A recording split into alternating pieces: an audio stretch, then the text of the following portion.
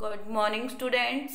In previous class, we read our first chapter of civics, the story of democracy, and today we continue our chapter, the French Revolution, की जो France की क्रांति थी.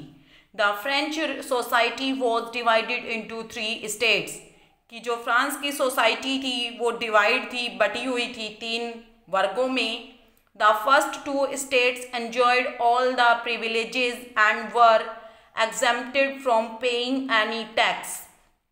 कि जो प्रथम 2 वर्ग थे वो सभी सुख सुविधाओं का भोग करते थे और उन्हें वो बचे हुए थे टैक्स पे करने से भी. But the third state were not entitled any privileges. लेकिन जो थर्ड स्टेट था, जो थर्ड वर्ग था, वो किसी भी उसको कोई भी सुख सुविधा नहीं मिली हुई थी और उसको भारी टैक्स देना पड़ता था. Thus the revolution broke out in 1789 against the clergy and the nobility. इसीलिए 1789 में क्रांति हुई किसके खिलाफ? जो क्लर्गी मैन थे, जो धनाढ्य वर्ग के लोग थे और जो उच्च वर्ग के लोग थे, जो धनी लोग थे और जो उच्च वर्ग के लोग थे, उनके खिलाफ क्रांति हो गई. Finally in 1791 the French constitution was framed. और फाइनली 1791 में जो फ्रांस का संविधान था वो बन गया, जिसके अंदर तीनों वर्गों के लोगों ने, थर्ड वर्ग के लोगों ने जो क्रांति की थी, तो थर्ड वर्ग के लोगों को भी बराबर का सम्मान मिल गया था. इसी को फ्रेंच रिवॉल्यूशन कहते हैं कि वहाँ पे जो मोनार्की या क्लर्गी और नोबल पर्सन्स का जो अधिकार था, उस अधिकार के अंदर जो थर्ड वर्ग के लोग थे, जो गरीब लोग थे, जो मजदूर लोग थे, उनको भी बराबर का अधिकार मिल गया था. वो भी उनके समान ही सारी सुख सुविधाओं का भोग करते थे और उन्हें भी जो लिमिटेड टैक्स थे वो देने पड़ते थे. और जो फर्स्ट और सेकंड वर्ग के लोग थे, जिन्हें सभी सुख सुविधाओं का आनंद लेने का अवसर प्राप्त था, उन्हें भी जो जरूरी टैक्स थे वो पे करने पड़ते थे, क्योंकि अब वहाँ पे कॉन्स्टिट्यूशन आ गया था, संविधान आ गया था. Our next topic is the American revolution, कि अमेरिका की क्रांति क्या थी. इन 1776 में अमेरिका वोन इट्स इंडिपेंडेंस. उसने अपनी आज़ादी प्राप्त कर ली थी, आज़ादी की लड़ाई प्राप्त कर ली थी, मतलब कि जीत ली थी, from British rule after the American war of independence. कि अमेरिका की स्वतंत्रता की जो लड़ाई लड़ी जा रही थी उसके अंदर अमेरिका ने विजय प्राप्त कर ली थी. Thomas Jefferson, one of the founding father of America, had drawn up the declaration of independence. और थॉमस जेफरसन जो आज़ादी दिलाने, जो इस वार के अंदर उनके एक मतलब महत्वपूर्ण पिता के रूप में एक भूमिका निभा रहे थे, तो उन्होंने डिक्लेयर कर दिया क्या? कि अमेरिका आज़ाद हो गया है. रिटन कॉन्स्टिट्यूशन एडॉप्टेड इन 1789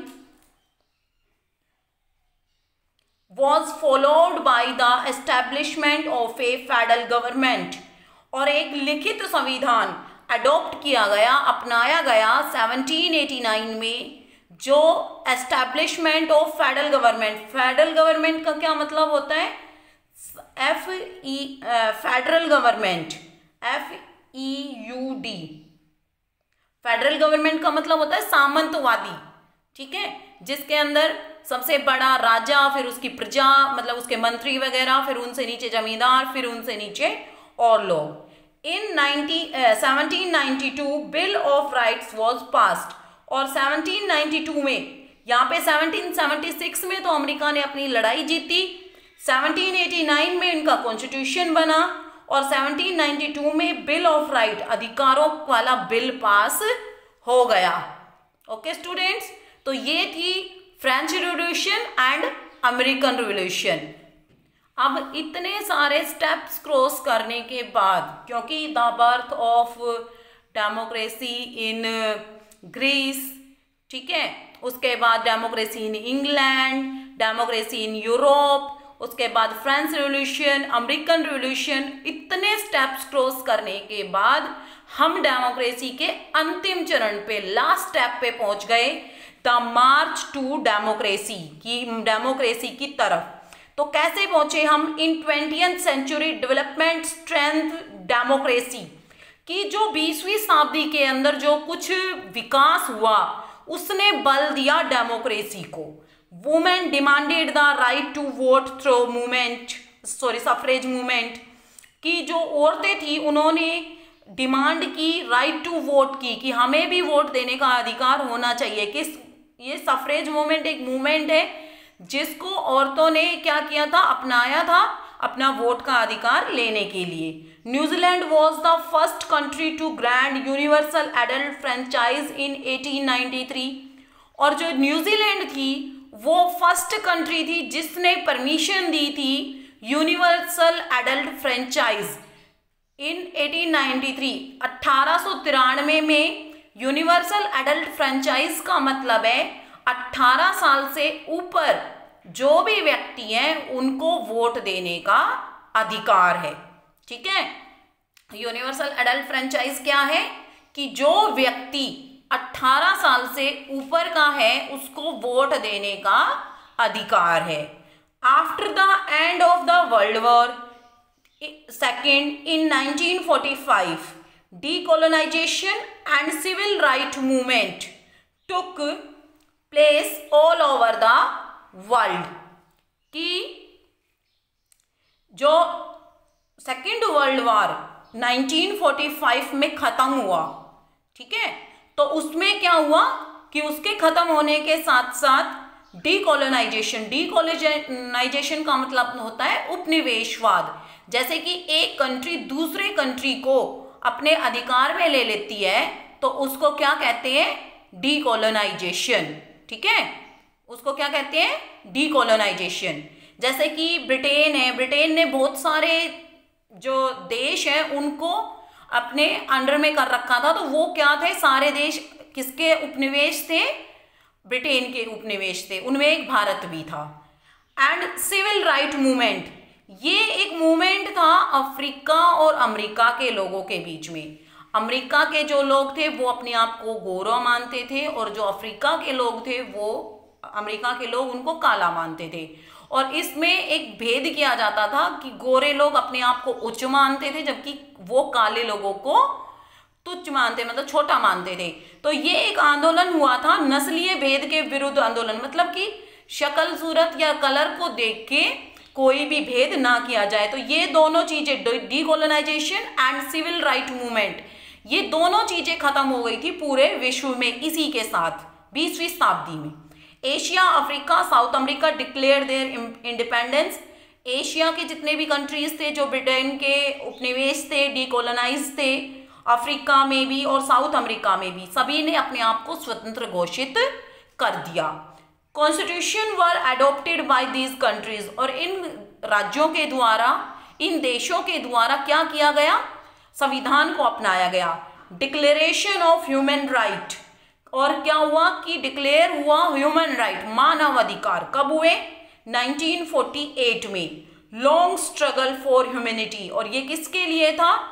ये ह्यूमैनिटी के लिए एक स्ट्रगल थी कि लोग, सभी लोगों को समान अधिकार प्राप्त हो, चाहे शिक्षा का हो, चाहे कहीं भी रहने का हो, चाहे कहीं भी कोई किसी भी व्यवसाय को करने का हो। ओके स्टूडेंट्स, तो these are the topic how we reach to the democracy step by step, कि हम एक एक स्टेप को क्रॉस करते हुए डेमोक्रेसी तक कैसे पहुंचे। Now we do our long question answer. First long question is right about the birth of democracy Greece, कि ग्रीस के अंदर जो डेमोक्रेसी का बर्थ हुआ था उसके बारे में बताइए। The birth of democracy Greece, कि ग्रीस के अंदर डेमोक्रेसी का जन्म हुआ। Democracy existed in ancient Greece in the 5th and 6th century BCE, कि before Christ, birth of Christ 5वीं और 6ठी शताब्दी में डेमोक्रेसी प्राचीन यूनान में आई। The word democracy derived from Greek word demokratia. Demo means people, kratia means power, कि जो पावर है वो लोगों के अंदर है। और डेमोक्रेसी वर्ड किससे आया? ग्रीक वर्ड डेमोक्रेटिया से। An important characteristics of the ancient Greek society was the existence of city states, कि जो एक महत्वपूर्ण विशेषता थी ग्रीक की, एंशियंट ग्रीक की, वो क्या थी कि यहाँ पे जो समाज था वो सिटी स्टेट्स में बटा हुआ था, मतलब दर्जों में बटा हुआ था, वर्गों में बटा हुआ था, कि एक स्टेट है, फिर उसके अंदर सिटीज हैं, फिर उनके अंदर विलेजेस हैं। They formulated their laws and thus entitled to speak and vote in assembly।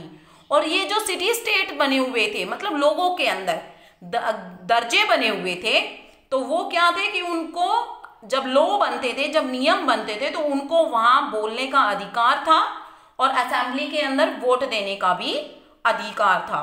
This form of democracy had lack of intermediaries और रिप्रेजेंटेटिव। लेकिन इस डेमोक्रेसी के अंदर क्या कमी थी? यहाँ पे जो इंटरमीडिएटर्स होते हैं, जैसे कि हमारे यहाँ पे पीएम का जब चुनाव होता है तो उससे पहले एमएलए एमपीज चुन के जाते हैं, तो वो इंटरमीडिएटिव मतलब बीच मध्यस्थता स्थापित करने वाले लोग और प्रतिनिधित्व करने वाले लोग यहाँ पे नहीं थे। ठीक है, okay students, we do our first question and we do the remaining questions in next class. Thank you.